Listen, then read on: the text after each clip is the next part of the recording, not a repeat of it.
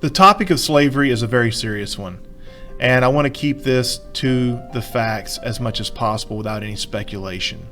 And I want to also say at the front that slavery is a terrible thing, whether it were black slaves that were drugged from their homes in Africa into North American and Latin American slavery, or whether it was white indentured servants who were drugged from their homes to come to the New World, in many cases completely against their will. So this is a very important topic, and it's a very serious topic. Let's start out with the facts. First of all, when we're talking about slavery, it's important to note that the South is not the only guilty party regarding slavery. The northern states ran the shipping industry, and the state of Rhode Island made more money on slavery than any other economic pursuit up until the year 1807. That's a pretty important point.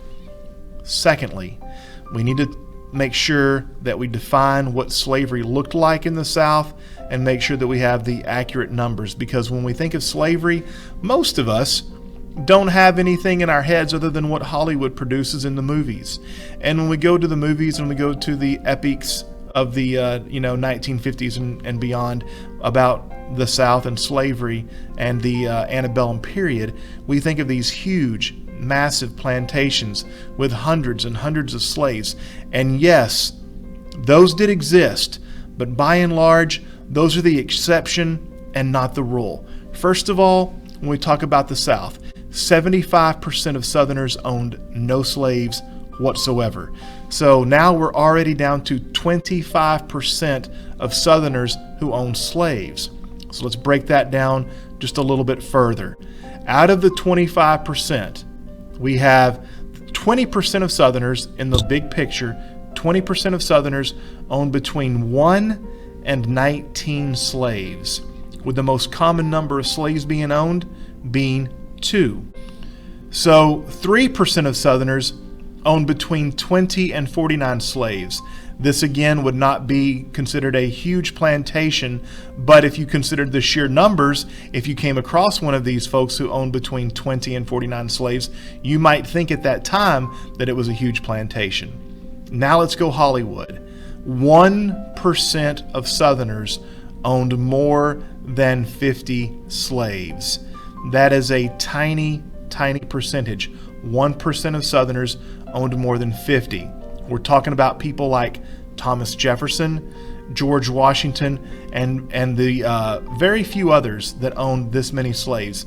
Almost 4,000 persons of color, this is what they were called at the time, these are black Southerners, black free persons of color, 3,700 persons of color owned slaves.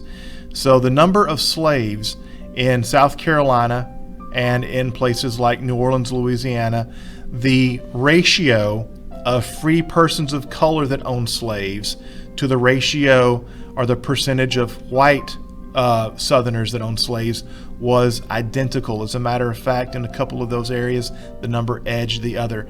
So black slave owners was a very big deal.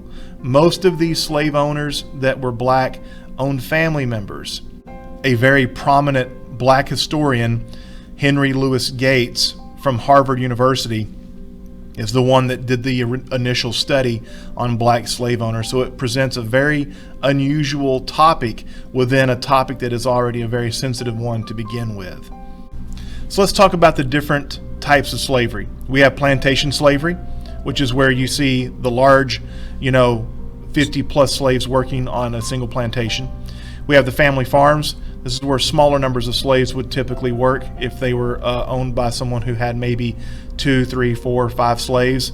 And then we have urban slavery. All of these are very unique situations for a slave to be involved with. Let's talk about those and break them down a little bit. So if you're on a plantation, which is your Hollywood version of slavery, which did exist, but in very, very small numbers, your lowest slave on the totem pole, if you will, would be a field hand. They would work in the field, with the cotton or the other crop that was being produced on that particular farm. If you were very lucky, you would not be a field hand and you would be considered a domestic servant when you would work in the house. The domestic servants included coachmen, butlers, maids, nurses, and cooks. Those were all highly coveted positions. They had better clothing. They had better quarters. Some of them actually lived in the main house or the big house, and they were overseen by the mistress of the plantation, which was the wife of the plantation owner. If you were a field hand, you were under the direct supervision of the head of the household, the plantation owner, who generally allotted that job to a white overseer, or more likely a black driver, which was a slave who was very trusted by the white owner of the plantation. And this black overseer, this black driver, he would be in charge of the slave's day-to-day operations.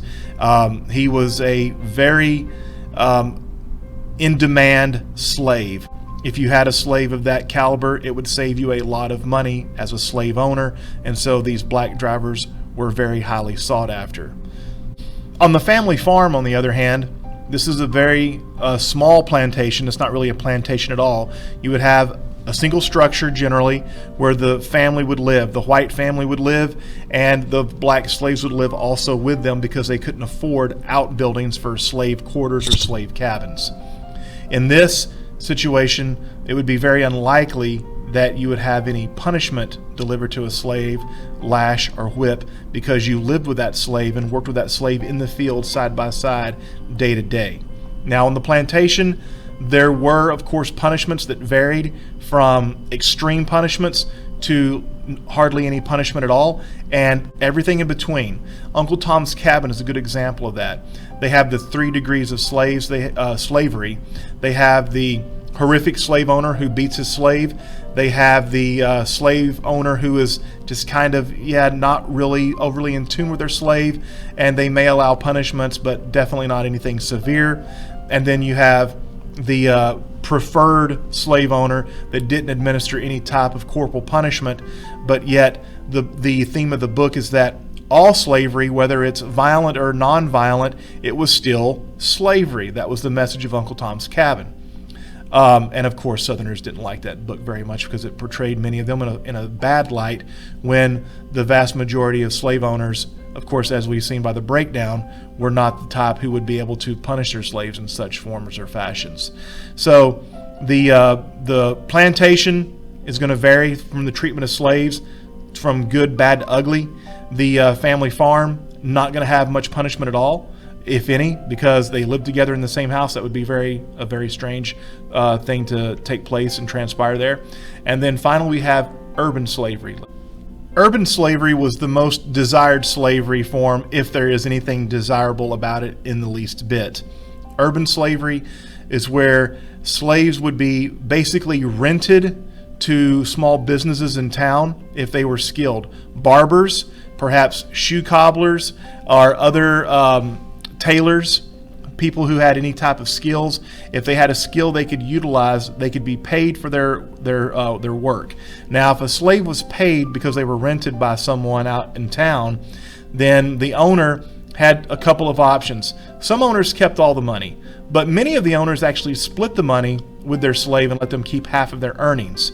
And in some extreme cases, slaves were able to work part-time jobs and earn money to eventually purchase their own freedom.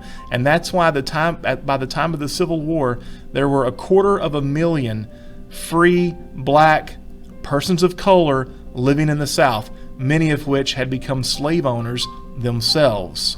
The slave auction is one of the most gruesome aspects of slavery. If a slave were to be sold, in the cases where sometimes owners had to sell their slaves because they were in debt, sometimes slaves were sold simply because they were of the age to be traded, if you can imagine such a thing. When this occurred, this was a very humiliating experience where they would be examined, their physical appearance and so forth, and they would be sold to prospective buyers. Now, the separation of women from their children did happen. However, not as Hollywood generally portrays it, because most states had laws on what the age was when a slave could be separated from his or her mother. Now, were these laws always enforced? I'm sure they were not, but there were attempts made to make that to where it was somewhat more humane if humane is even a term that can be used in this situation. So the auctions were one of the worst experiences for a slave. If you were a slave and you had a situation where you felt somewhat comfortable in your owners were somewhat kind to you, you weren't beaten, and then you were taken off to be auctioned off, that could be a horrific experience. And again, Henry Louis Gates does us the favor of doing some research into the topic.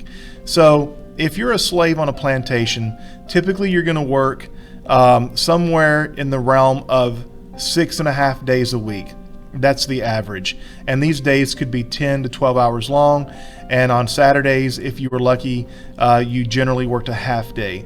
Sundays were time off for slaves where they were able to catch up on personal tasks and in many cases be able to the extent they were able to, enjoy their family and their own culture, which is where a lot of African American culture derived from.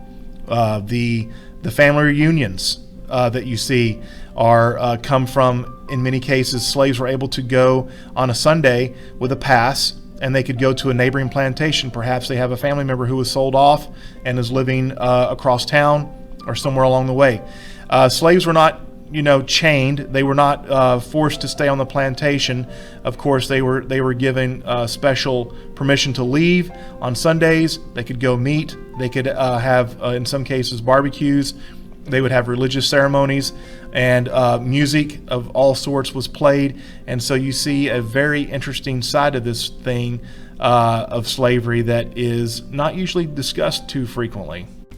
Slaves would also be hunting, perhaps, or fishing to supplement their food that was allotted by the plantation.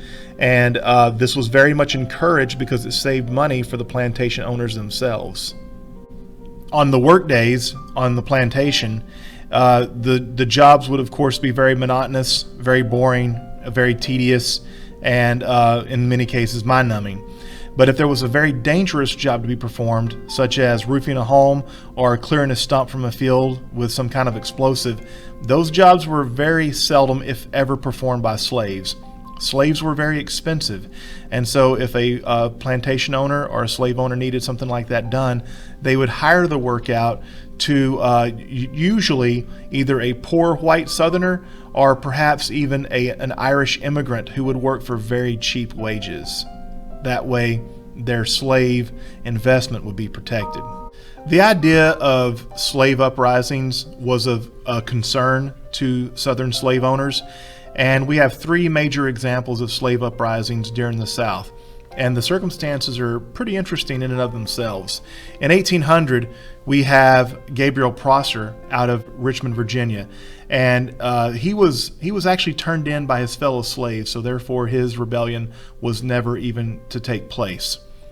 In 1822, 22 years later, in Charleston, South Carolina, we have another slave rebellion by Denmark Vesey. Now, Denmark Vesey actually was a free man of color. He actually played the lottery as a slave, and he won the lottery as a slave, purchased his own freedom, and then organized a slave rebellion. His slave rebellion was again foiled by fellow slaves who turned him in, and Denmark Vesey and many of his followers were publicly hanged. Nat Turner is the most infamous of all the slave uprisings, when in 1831 he and his followers, which was composed of slaves and free persons of color, went along a community in Virginia where the men had gone to a business conference, and they went from house to house murdering women and children and attempting to free the slaves. Of course, these guys were eventually caught, and these folks were also executed. So that leads us to the runaways that were not violent. The runaways of slaves, which of course we would include things like the Underground Railroad and just simple runaways who left the plantations, they did occur.